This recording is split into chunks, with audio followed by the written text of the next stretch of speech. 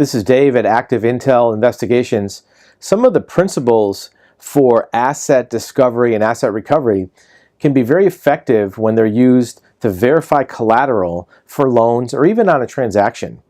Collateral on a loan or represented assets on a business transaction could someday become a judgment asset.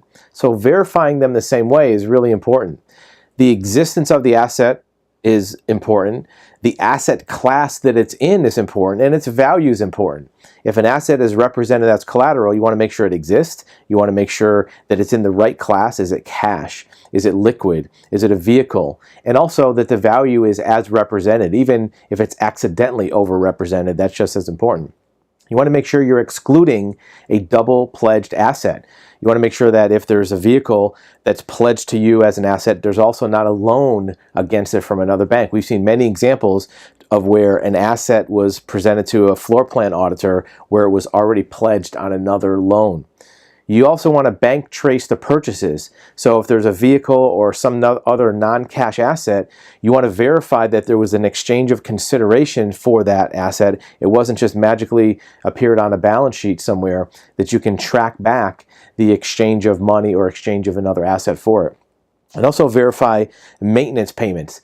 This will verify that the asset is actually owned, right? So if there's a vehicle, are there registration fees being paid? Is there insurance? Is there maintenance being paid? If there's heavy equipment, are there ad valorem taxes or other fees that verify the existence of it and that the owner is actually paying those fees? You can look to make sure that the vesting is correct by matching the entity of the pledger. If, let's say, XYZ Corporation is pledging the asset, you want to make sure it's vested in that name and not in a personal name or a related entity.